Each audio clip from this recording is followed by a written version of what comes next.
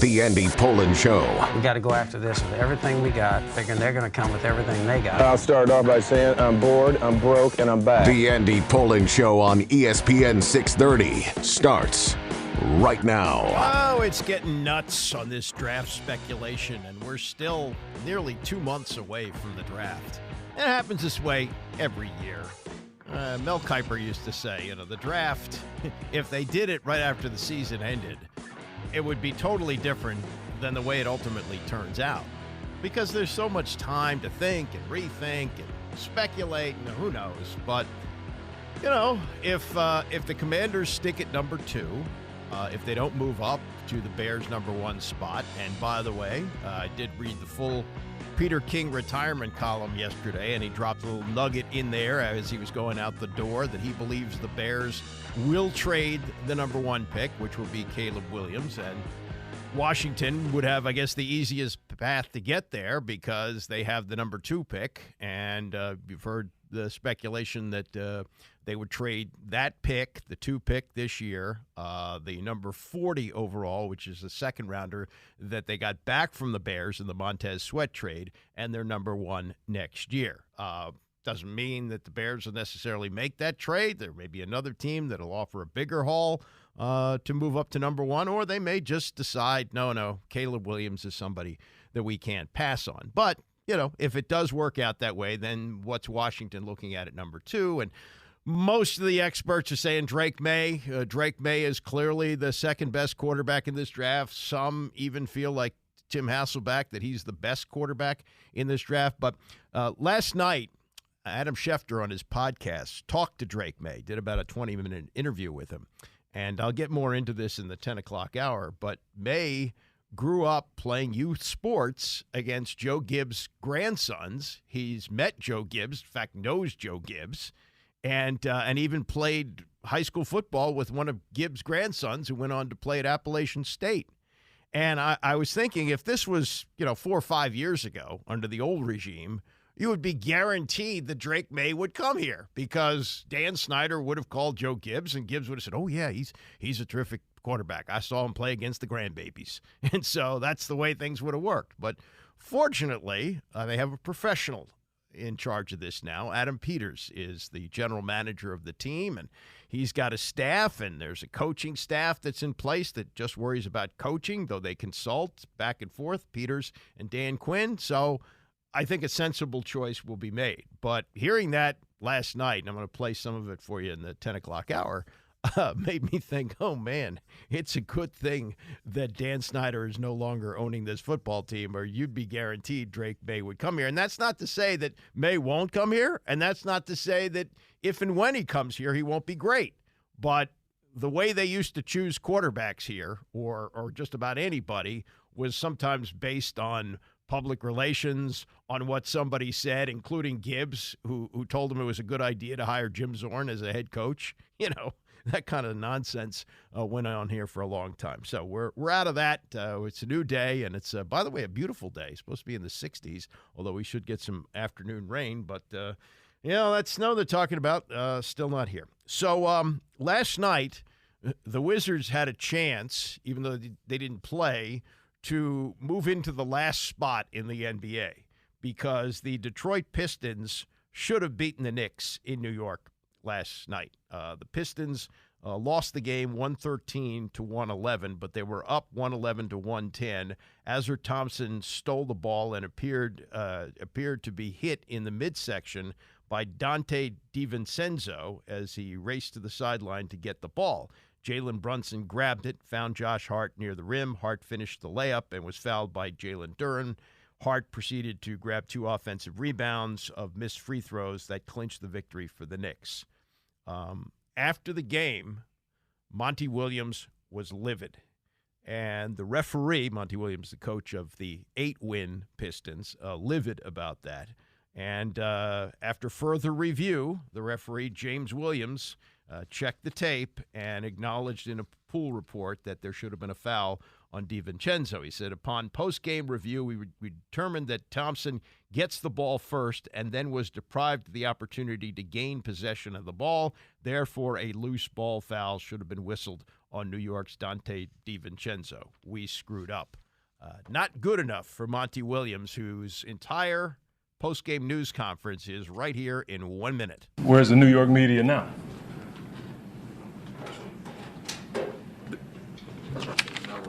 The absolute worst call of the season. No call. And enough's enough. We've done it the right way. We've called the league. We've sent in clips. We're sick of hearing the same stuff over and over again. We had a chance to win the game, and the guy dove into Asar's legs, and there was a no call. That's an abomination. You cannot miss that in an NBA game, period. And I'm tired of talking about it. I'm tired of our guys asking me, what more can we do, coach? That situation is Exhibit A to what we've been dealing with all season long, and enough's enough. You cannot dive into a guy's legs in a big-time game like that and there be a no call. It's ridiculous, and we're tired of it. We just want a fair game called, period. And I got nothing else to say. We want a fair game, and that was not fair. I'm done. He's out, walked out the door. So spoke for a minute, spoke his mind, probably emptied his wallet a bit, but he can afford it. He's making like $9 million a year, which translates this year to over $1 million a win. So they've also, whether it's fair or unfair, they're leading the NBA in personal fouls a game, an average of almost 22 fouls a game. And so they're probably not getting the benefit of the whistle. They're not getting the benefit of the whistle on the road against the Knicks. You understand that, and his frustration is spilling over. He's going to keep his job, and the Pistons are likely going to wind up with the top pick of the draft or one of the top picks in the draft, and hopefully he can improve the team. But, boy, what an abysmal year, and when you've only got 8 wins and it's the end of February, you can really hear the frustration in Monty Williams. Oh, we almost got one, and they were down, too. They played well to come back and take that lead by 1, but wasn't quite enough with a call that the referees blew. Another basketball story that came across yesterday, and I'm a dad. I'm not LeBron James for sure.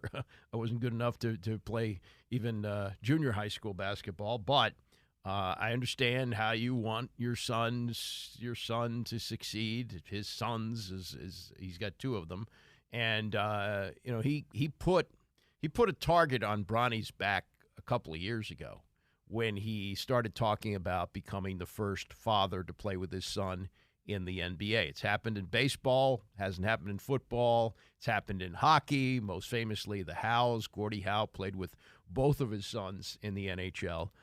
But LeBron would like to blaze this trail and be the first to play with his son. Okay, well, Bronny is good, not NBA ready in any way. He's playing at USC now. Thank God he survived a terrible scare about a year ago, a little less than a year ago, when he actually dropped dead on the court. And fortunately, there was a device that started his heart up again, and he had a procedure, and he's come back to play with the team. But at USC this year, he's not playing a whole lot. He's playing about half the game, 20 minutes a game, averaging 5.5 points and 2.8 rebounds, 2.5 assists. Those are not NBA numbers.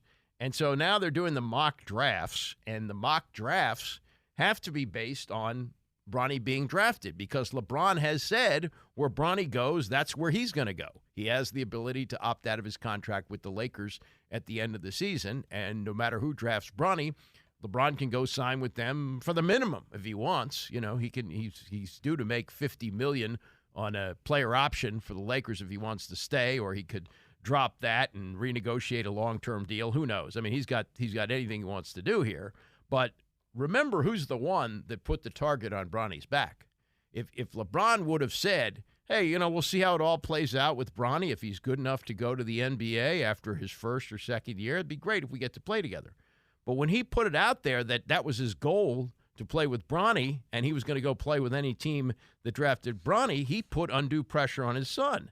So now all these mock drafts are coming out, and there's some speculation that somebody's going to take a shot at Bronny in the first round so that they can get LeBron. And so yesterday on social media, LeBron puts this out. Can y'all please just let this kid be a kid and enjoy college basketball? The work and results will ultimately do the talking no matter what he decides to do. If y'all don't know, he doesn't care what a mock draft says. He just works. Earned, not given. Well, who did this, LeBron? Who created this? You did. So don't rip the people whose job it is to speculate on what the draft is. You're the one that put the pressure on the kid. Now, he decided to delete the post probably because somebody said to him, hey, LeBron, you really look stupid here because you're the one who put the pressure on the kid. And look, if I were LeBron and I were looking at Bronny, I would say, this was not a typical freshman year in college. Thank God the doctors have cleared you. You're healthy. Everything's good. But because of that, there was setbacks, I'm sure, mentally for you. I'm sure he's thinking about that because he did collapse on the court when he was in the offseason practices last year. And let's give it another year. Let's not be declaring for the NBA draft when you're averaging 5 points a game at USC. So, LeBron, you're the one who maybe has to stand up and say, this was really unfair to Bronny, what I did. These mock drafts maybe are putting undue pressure on him, but I created this. That was my mistake. I was wrong. He didn't say that. He's ripping people on social media for putting together mock drafts that have Bronny James in it and his 5.5 points a game. Let's shift to baseball here. This very good column yesterday from Barry Verluga in the Post, who's down in spring training with the Nats, and there have been some impressive showings by the younger players. James Wood, who's like 6'6", he may get to the majors, maybe not out of spring training, but by the end of the year. He's hit a couple of home runs there. People are very excited about what he's doing. But as Barry points out in the column, the corner of the Nats clubhouse in Palm Beach is inhabited by C.J. Abrams, Luis Garcia Jr., Carter Keyboom, Joey Gallo, Victor Robles, Nick Senzel, and Lane Thomas. It says something about the club's current state that such territory, which once housed Jason Worth, Bryce Harper, Ryan Zimmerman, Trey Turner, Anthony Rendon, Daniel Murphy, Howie Kendrick, Adam Eaton, and the like. The most important aspect of the Nationals' rebuild will be talent. Some of it is there already, and it's apparent that Dylan Cruz' batting practice shot off the scoreboard Saturday, a blast that knocked off a piece of the apparatus and may have the ownership sending him a bill, and more impressively, James Wood's towering moonshot in the Saturday night game against the Astros. These kids are here, and the kids are coming, but when they arrive, who will lead them? That question is important, and it is, because remember, when they signed Jason Worth, that was to fulfill a leadership position, number one, and number two, signal to the rest of the baseball, hey, the learners are willing to spend money to get free agents. They overpaid for him, but he was the clubhouse leader that they were looking for, and as Ryan Zimmerman matured, he became a clubhouse leader as well, and guys like, Daniel Murphy, veteran coming in, Howie Kendrick was a great leader for this team and a great clutch performer as he hit the home run off the foul pole in Game 7 of the World Series. Those guys are important. So that's something really to consider as Davey Martinez puts together the roster. And Martinez the other day, this has become, a very popular thing to talk about when you're either a coach or a manager in professional sports, establishing a culture. Ron Rivera walked out of the door here at Ashburn patting himself on the back for changing the culture. You can agree or disagree, but that was a big focus of his 4 years here. This Davey Martinez, who's looking, and it's unusual for a manager to be in this position, a manager who wins the World Series and then sees his team collapse as they have in the last 4 years, usually is out of the job. But because of the nature of what has happened with the team and the pandemic and so forth, and the fact that he's a really good guy and a really good manager, he's still on the job. And what he's looking to do is he's looking to recreate the culture that he had with those veteran teams that were in the playoffs every year and won the World Series in 2019. And he's trying to do it with some younger players who have never really been in that leadership position. This was part of his conversation the other day as he talked to Masson's Jenny Hayes and also Mark Zuckerman. This was part of the conversation about leadership. What does that look like to you? What is the culture that you want to establish that's maybe different from where you were several years ago, where you had a very veteran championship contending team. Yeah, for me, it's teaching the Nationals way, and getting them to buy in at an early age, starting those conversations with some of these young guys. This is awesome that they're all here in spring training. A lot of them. I mean, we still got some in the minor leagues that we haven't seen yet, but to have this core in here, knowing that, in a short period of time, some of these guys are going to come up and help us to get them right now and spread that message, spread up my message, and the coaches spreading their message. It's awesome, and this is what I want them to learn, because it establishes, one, a relationship with everybody here. Two is the way we want them to do things, and sometimes that helps, because when they get up, they understand what we're doing. So it's been great. It's been like I said, at the end of the day, I'm exhausted because I speak a lot. But it gets to the point where I just want to go watch them compete and play. When you see all of those guys in the cages together or sitting on the bench together, those top prospects, do you feel like it kind of gives you a glimpse into the future? Well, you say that, and I watched them all in a group today hitting, and it was pretty impressive. And to know that, hey, wow, that some of these kids that we got coming up are definitely going to help us win games. It's really exciting times for the Nationals. Knowing that they are all kind of on the cusp now, and you're seeing them with your own eyes, do you have to be a little careful not to think too far ahead, not to get a little too excited? Because I'm sure you're anxious, and in a perfect world, you'd love to have them here right from the start on opening day. There's no doubt, but because of the way my thought process is, I know to be where my feet are and take care of the now. Mm-hmm. Those guys are gonna, they're gonna grow, and we're gonna get them soon. I also know that the guys that we have, the guys that we had last year, my focus is on those guys as well, and try to get them ready for the season. That's David Martinez talking to Amy Jennings. I think I misidentified her. Amy Jennings and Mark Zuckerman of Masson, as they are down there covering spring training. And we're seeing some highlights of the young guys, which is encouraging. They won 71 games last year.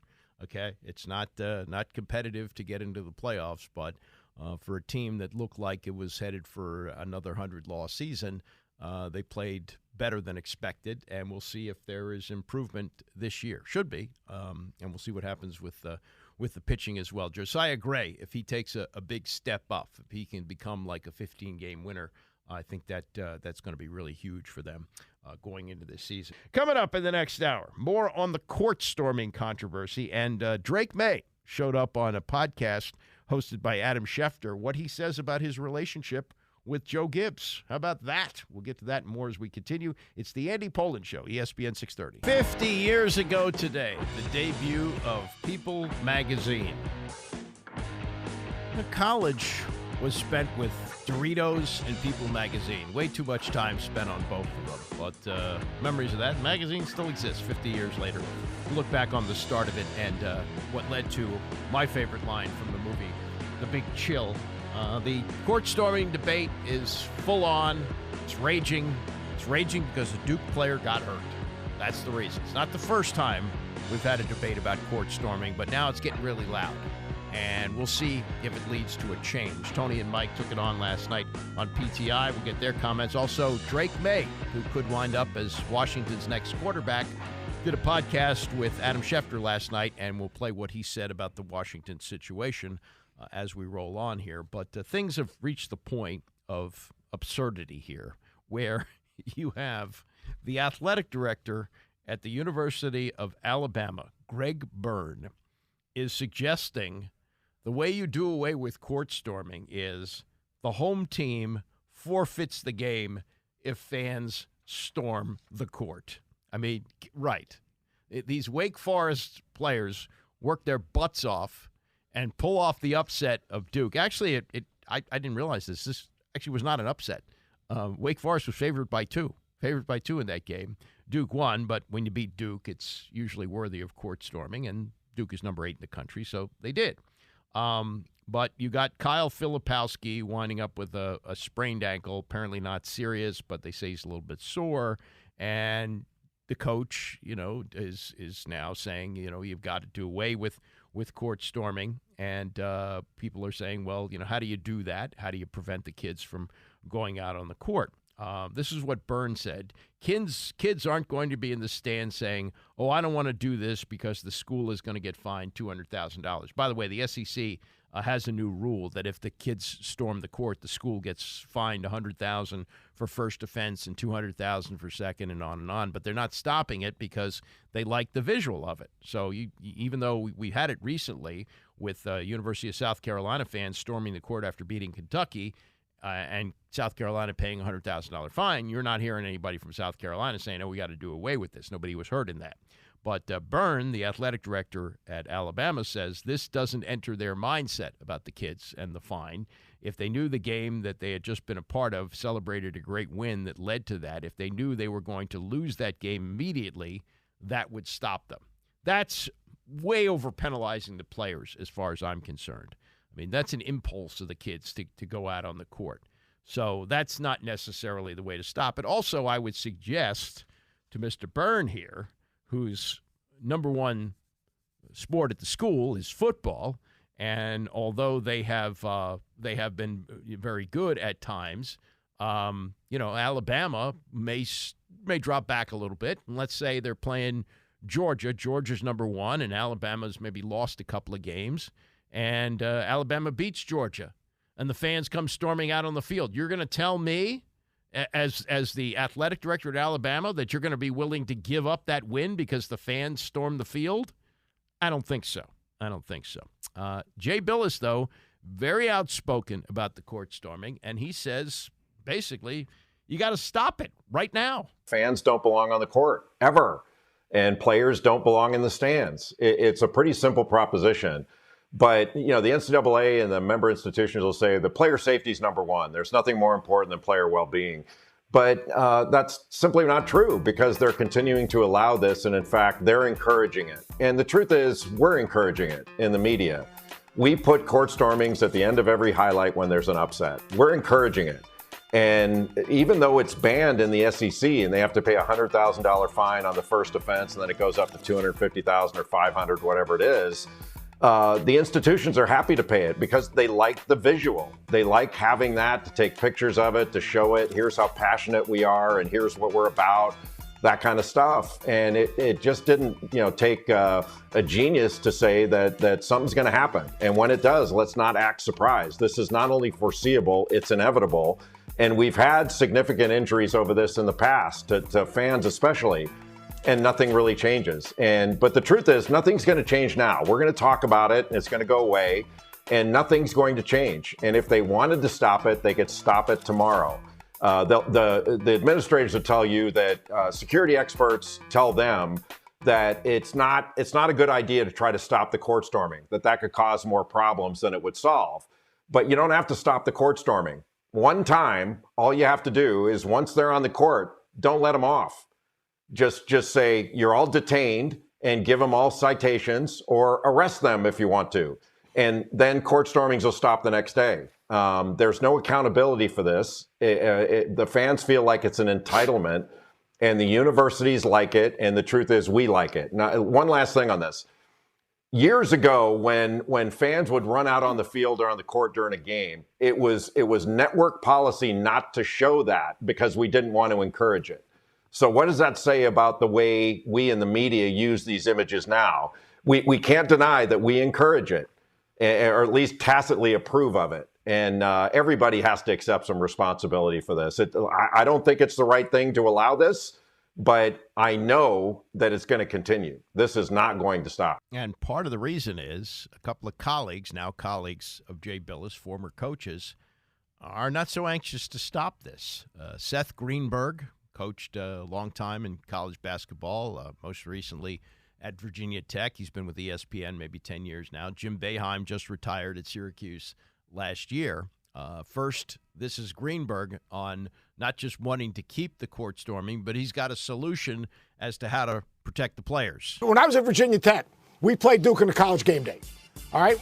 We thought we had a chance to win. So 2 days before the game, we had a meeting. In the meeting, we decided, you know what? What is our plan? If we're fortunate enough to win this game, what is our plan? One, we were going to make sure the students go to the middle of the floor. Secondly, we were going to give basically a walkway for the visiting team to exit the court basically a group of security guards that created a wall to give them an opportunity to get off the court. That sounds good, but to me, if you put a 1-minute clock up, you shake hands, you know what? And if you break that rule, it's $1 million fine. Now you've got the students' attention. You get those people off the court safely, and then you can get a chance to celebrate. Either that or move it into the stands. I agree with you. We've got to find a better way. I agree with you that you need real security. But the deal is, instead of complaining about it, let's find a solution that's safe for both and giving those students a chance to have that moment. Do you really think that's going to work? The game ends, and sometimes it ends on a buzzer beater, and that's when the fans come storming out of the stands, as it happened with my son at Indiana. Christian Watford for the win. Shot goes in. Fans come storming out of the incredible basketball facility that they have at Indiana Assembly Hall. They're down on the court immediately. You're going to tell me what's being suggested here by Seth Greenberg is shot goes in. Oh, hold it. We got to have the 1-minute clock so the Kentucky players can leave the floor. And then after that 1 minute expires, the fans have to wait through all that. Okay, now come on down and storm the court. I don't think that's going to work because it's a spontaneous celebration.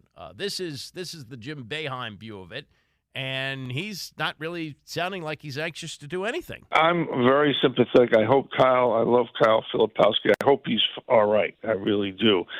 But in all the years of all the court stormings I've seen, and, I'm kind of old, so it's probably a couple hundred, right? I've never seen anybody get hurt. I mean, that's the first thing everybody's talked about since this happened. Mm-hmm. Player safety, players this. And I've never seen anybody get hurt. Now, it doesn't mean they couldn't get hurt, but it's you could stop it. I mean, you'd have to just ring the whole building with police officers with sticks and stuff. Yeah. And, you could stop it. Yeah, I mean, you can, but I've never seen anybody get hurt. The one that was a fast court. Those people, those people that were storming the court there, at Wake, they were fast. I mean, they must have had all the athletes running out there. But usually Coach, it's kind of a slower one. Wake was favored by 2. You can't storm the court when you're favored. Well, when you haven't beaten Duke in 25 years, I mean, come on. Yeah. You do. There is an occasion that you can storm the court, and it was a huge win for Wake. No question. So you got 2 ex-coaches there. One says, like Boeheim always does, okay. You got Seth Greenberg. Okay, something has to be done, so we're going to institute this 1-minute clock, and then you can storm the court. That's his solution. Tony, that's 2 people intimately involved or 3 people intimately involved in college basketball as former coaches and former players. Tony Kornheiser, Mike Wilbon never played college basketball, but they have definite opinions on this, and they came down hard last night on PTI on the court stormers. Tony, is it time for this unbelievably stupid tradition to go? Oh, it's way past time. It's wild behavior. It's dangerous behavior. I mean, you really can't have it. I was thinking about this, Mike, when we were sports writers and we covered games and we sat pretty low down. When we were near the court, you didn't have court storming because there was always security around, Mike. We were looking at the backs of secure guards. I'll tell you about an exception. Okay, but in my remembrance, that's what it was. So I would say to schools, if you think you have any chance to win it all, and you always have a chance, go get some security. This is the second time in a couple of weeks we've seen a big star get smashed, literally smashed. Caitlin Clark and Kyle Filipowski. I don't know that I agree with Filipowski's contention that he was targeted. I'm not saying that, but it is chaotic behavior, and you have to threaten to take away the win or threaten to take away home games. Mike, just as an aside, I don't know how badly he's hurt, but if he lost an NBA career, he could sue Wake Forest for hundreds of millions of dollars, and they would be liable because this would be lack of institutional control, as the NCAA and likes Tony, to say. there have to be institutional controls. It doesn't start with the school. It can't start with the school. The school has to enforce it because you're at the school's gym. But Tony, there's no other opinion on this. And I thank God, Jay Bilas has been adamant about this as this network's enlarged voice when it comes to college basketball. And I applaud Jay. I really meant to call him and say thank you. This has to stop. There's no other opinion. Any other opinion is stupid and lazy and ignores the safety of the athletes and the fans. I've heard people say, they should just delay it 30 seconds and let the fans. Fans have been hit by goalposts. Fans have trampled each other. This is stupid.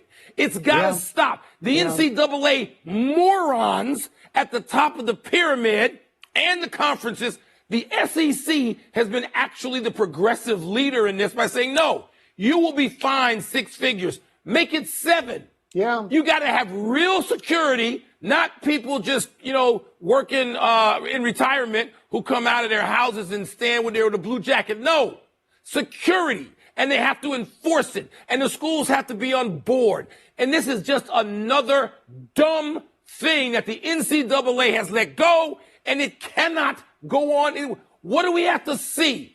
A kid being stretching off the court? Marcus Spears when you say you need more security. I was disappointed in the Wake AD. It's a really weak statement. He didn't even refer to Filipowski by name. He called him the Duke student. The Duke student? What was that? 10,000 miles away. Thank you for mentioning that.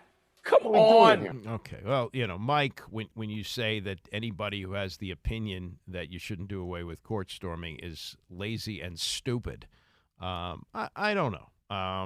There's certain things that fans can celebrate in, and here's something else that nobody's, at least I've heard talk about it.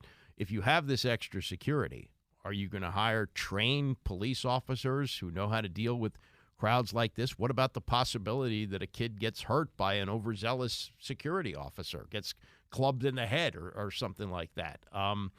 It's I guess you can just do away with it. And as I've said over the last couple of days, we had it in other sports before. If you look up on YouTube, the celebration after the Redskins beat the Cowboys December 31st, 1972, to advance to their first Super Bowl, fans came storming out on the field on RFK Stadium. It was a blanket of fans, and as I said, Dyron Talbert told me that he got trampled. He thought he was going to drown. He had so many fans on him. But it was a great night of celebration for the people who were there. I don't know about any injuries. I don't think there were any injuries there, and there were more people coming out of the stands at RFK than were coming out of the stands at Wake Forest on Saturday. So that they survived that.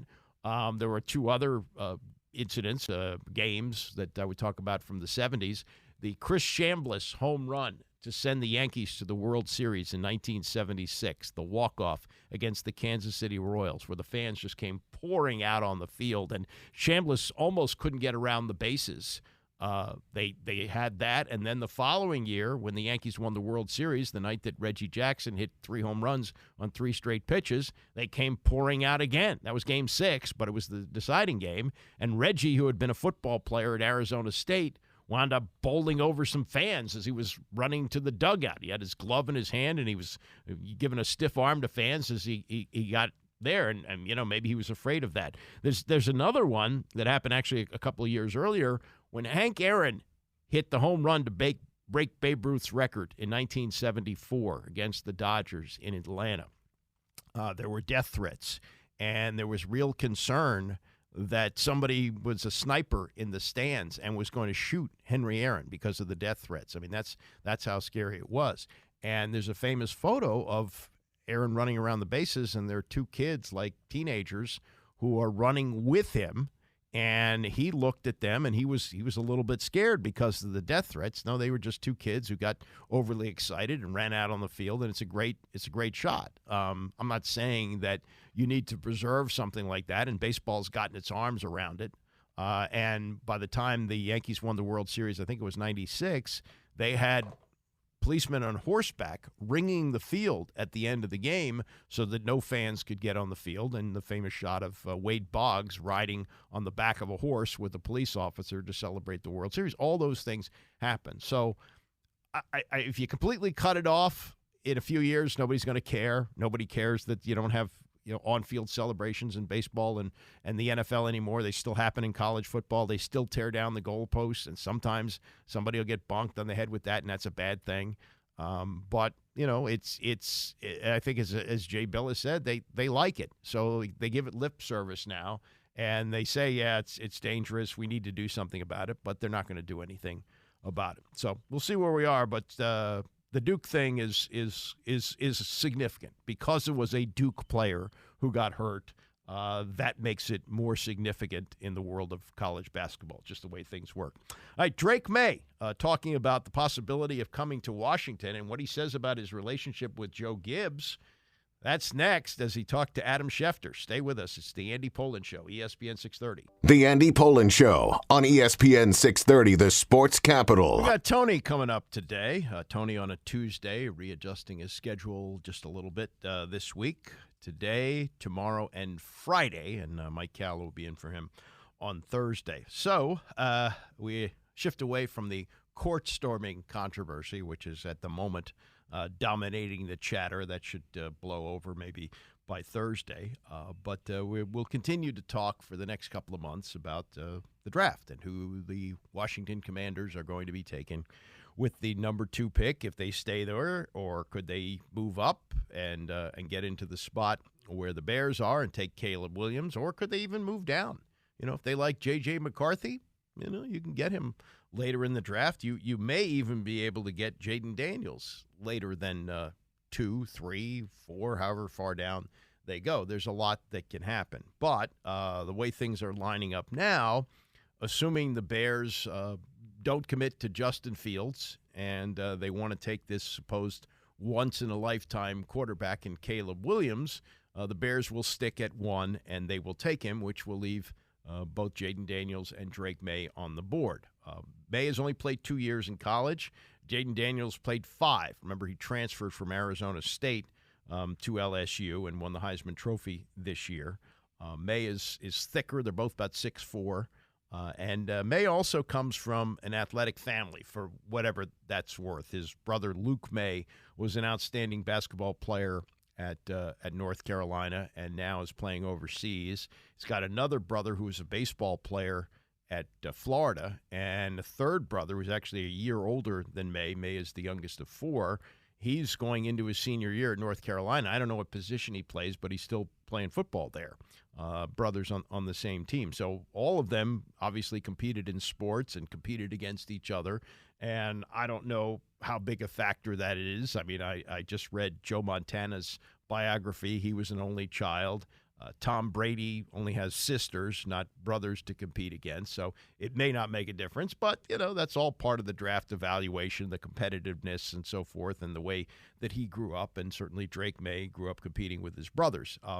He appeared on the Adam Schefter podcast, and one of the questions was about what he has learned so far in this pre-draft process. And one of the best things is just don't take no crap. I think one of the big things, I'm from the South, and I say yes, sir, and yes, ma'am. But, at the end of the day, when it gets between the lines, Adam, it's no friends out there. It's everybody for themselves. And the best thing about football is such a team sport. So it's your team. You're in a battle. It's your war. And it's tough. So I think the biggest thing is going in there for me just to, soak it all in and just be ready for it, preparation. So. Well, you mentioned your brothers and you mentioned not to take any crap, but you're the youngest of 4 brothers. So did you take a lot of crap growing up from your brothers who all went to North Carolina ahead of you? No doubt. It was all growing up. Shoot 2-on-2 in the driveway. King of the court. We had, top of the hill, whoever could, survive on the couch and throw the other people off. So we had about all I could think of, 2-on-2 football in the backyard. It was the best setup, having 3 older brothers. I wouldn't ask for anything else. Those 3 are my best friends in life, and they've been through so much experiences with me and, been 3 of my best supporters. So just thankful to have them. And, growing up, I think it helped pave my way a little bit. All right, now this was the more interesting part of the conversation. Drake Maye grew up in Charlotte. And if you do the math and you think about Joe Gibbs and what he used to refer to as the grandbabies, but they're now all grown up. Sadly, the 2 sons that Joe Gibbs had died before the age of 50, both of them passing away, but he's got quite a few grandchildren. Some of them are involved in the racing business as well. But this kind of came out of nowhere, where Drake Maye kind of volunteered that he had met Joe Gibbs, knew Joe Gibbs. So Schefter explored this a little bit more. Like, have you actually met Joe Gibbs? How well do you know him? No doubt, yeah, Coach Gibbs. We know him well. His grandkids. I played, football growing up. With his grandkid Miller Gibbs. He played in high school, with me, and went on to App State. And I know his other grandson Jason Gibbs was in my grade in high school and throughout middle school. So got to play, Pee Wee ball against them, Little League ball against them. And wow. Actually, Coach Gibbs, Joe Gibbs was coaching on the other side against my dad. So it's a funny story. So it's pretty cool. What do you remember about that? Yeah, it was my older brother. My older brother Cole played baseball. Him and my brother Bo. I was still in the kind of younger age group, but they were in the older one, and they were battling out. I remember it was the Green Mean Machine, and they were the White Storm. So Coach Gibbs was in there coaching the White Storm, and they had some battles. Now my dad was, he played quarterback in college, and had a pretty good offensive mind. But Coach Gibbs is one of the best offensive minds, so he's pretty strong. Now, what kind of relationship do you have with another former North Carolina quarterback, Sam Howell, who also plays in Washington right now? No doubt, one of my best friends. Sam has had a big impact on me learning, going in there my freshman year in North Carolina, true freshman year, and his being his last year, and such had such great success, and just seeing how he prepared, how seriously he took, and wasn't necessarily a culture shock, but just a kind of shift from playing all sports growing up throughout high school, just focusing on one sport and how he handled that and how he took care of his body and worked hard in the weight room. It was awesome to see him and sit behind him that 1 year, and it's like kind of paid off. Big jumps for me. That's not the right word for it, but pay off big dividends. Yeah, for me in my next 2 years. There you go. Exactly. There's that North Carolina education there, right? Right there, Drake. Big dividends for my next 2 years at Carolina. So I'll still keep in touch with him and see him.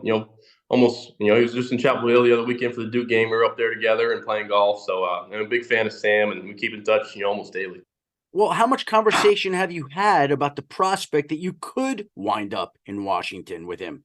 Yeah, I think it's part of it. I think it's one of those things where it's not ideal, but at the same time, it's part of a business. We've done it, in college together, and I think the best thing about it, we'll help each other, and whether the scenario goes, she was one of my best friends. No, gonna be no hard feelings. It's part of it, and and being in there as two NFL quarterbacks, being in the same room is not too bad of problems. A lot bigger problems out there in the world, and having to deal with that. But you said it's not ideal to be basically in a quarterback room with one of your better friends, somebody that you know as well as you do, just because of the history that you have. Is that correct?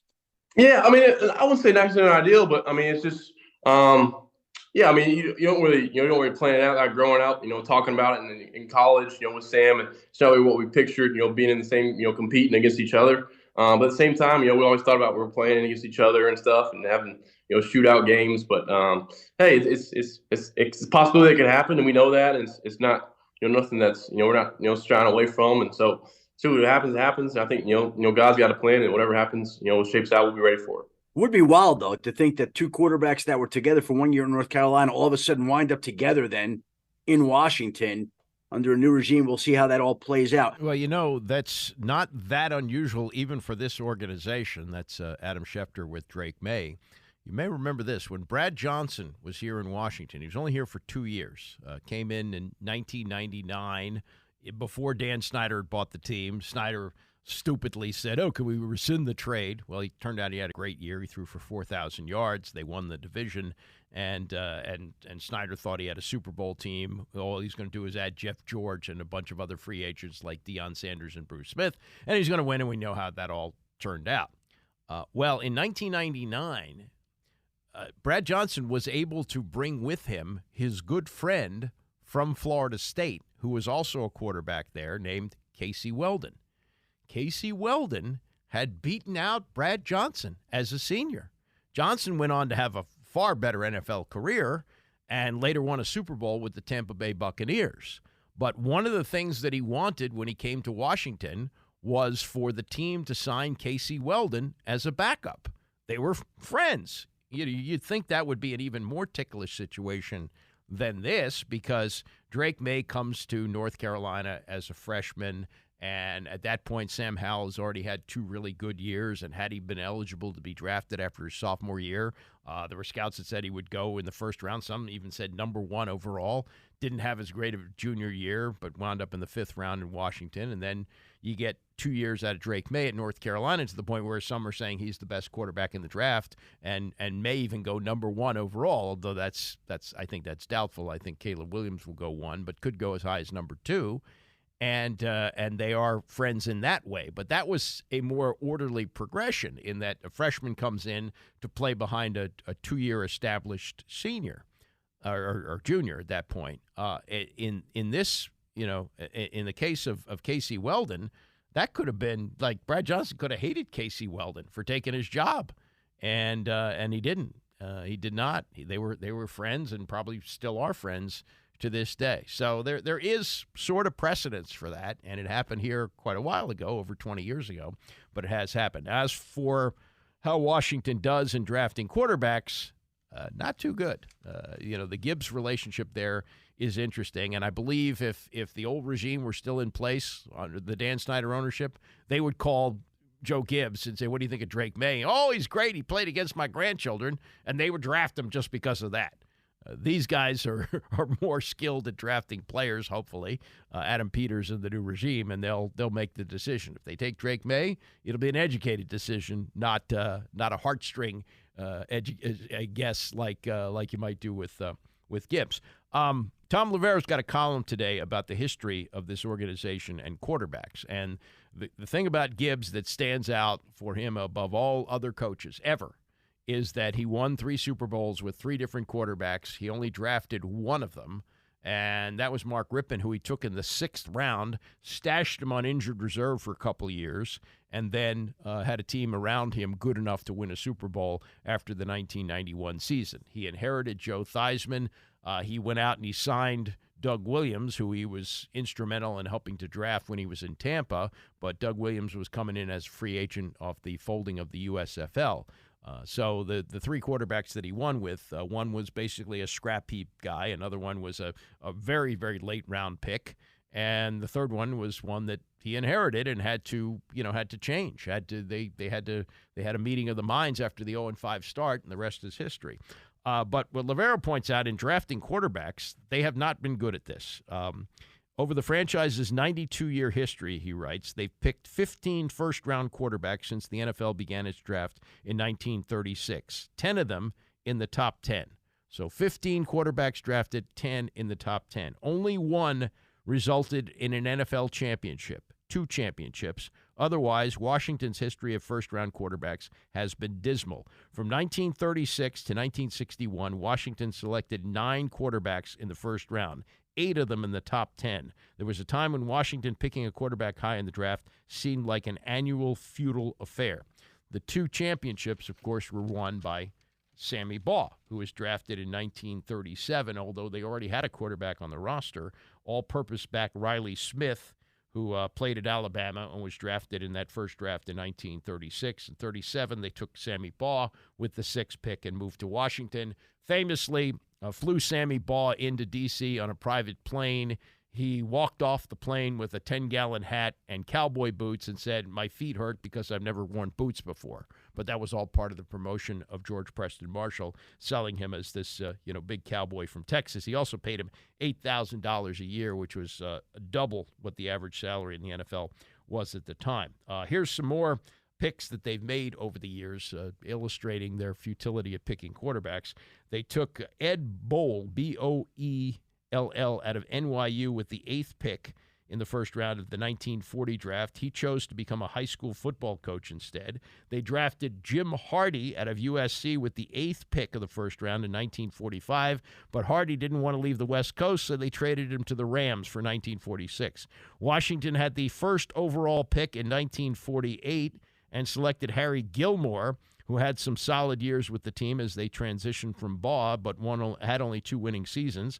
In 1953 and 54, Washington picked quarterbacks in the first round: Jack Scarbath out of Maryland, Ralph Guglielmi out of Notre Dame. Scarbath went on to play in Canada, and after 2 seasons, Guglielmi lasted 4 losing seasons in Washington, starting in 21 games. They used another first-round pick in 1959 for Don Allard out of Boston College, but he went on to play for the Saskatchewan Roughriders in the CFL, who offered Allard $6,000 more a year than Marshall was willing to pay. It was another back-to-back first-round quarterback duo in the draft for Washington in 60 and 61. They took Richie Lucas out of Penn State in 1960. He chose to play for Buffalo in the AFL, lasted 3 years there, and was out of football. And finally, in 1961, Washington had something to show for a first-round quarterback. For the first time since Sammy Baugh in 1937, they took Norm Snead out of Wake Forest with the second pick.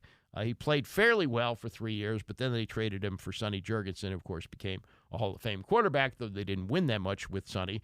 And then in recent years, the busts that they've had: Heath Schuler, Patrick Ramsey, Jason Campbell, Robert Griffin III, and Dwayne Haskins, all failing in a variety of ways. He doesn't mention the trade that they made. This would have been 1967, and 1967 drafts going into 68 and 69, which is 2 years he played here. They traded a first-round pick to the Rams to take Gary Beban, who was the Heisman Trophy winner out of UCLA. Gary Beban was in Washington for 2 years, never took a snap at quarterback. They played him at wide receiver. They played him running back a little bit. He couldn't play quarterback. So, that not necessarily does your past indicate what you're going to do in the draft with a quarterback, but outside of Sammy Baugh, their success has been with finding other teams' quarterbacks, whether it's even Joe Theismann, who came here after playing in Canada for 3 years, or Doug Williams, who came here after playing in the USFL for a year, or whether it was, Sonny Jurgensen, who was traded for what was once a first-round quarterback in Norm Snead. So it doesn't mean anything. Doesn't mean that they can't take the next, great quarterback. That the past doesn't necessarily predict the future. But if you're looking at the past and what they've done at quarterback, it hasn't been pretty, as Livero lays out there. And Bears are probably in the same boat. The last quarterback that they had who was a franchise quarterback was Sid Luckman, who was from the same era as Sammy Baugh. And they kind of were the Brady and Manning of their day. They each won championships back in the time when football wasn't what football is today. So, not good. All right, that is a wrap for me. Tony is coming up next, and I will see you back here tomorrow at 9 a.m.